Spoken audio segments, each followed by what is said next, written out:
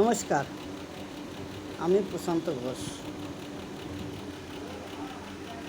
পেশায় আমি একজন গিগ ওয়ার্কার, নেশায় আমি একজন কবি।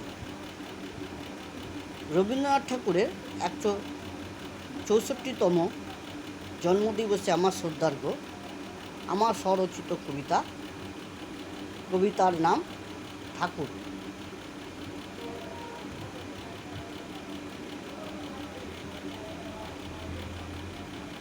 ঠাকুর তুমি আজও আছো আমার অন্তরে অন্তরে। গুরু দীক্ষা নিয়েছি আমি তোমার লেখা মন্ত্রে।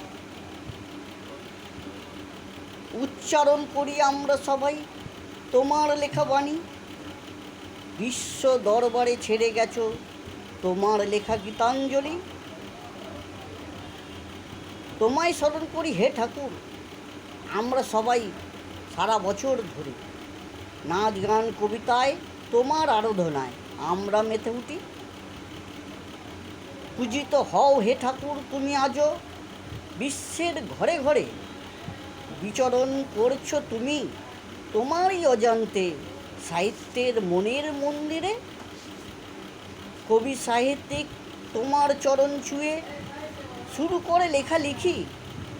প্রার্থনা করি হে 25শে বৈশাখ একটিবার পেতে চাই রবি ঠাকুরের চরণধূলি। নমস্কার।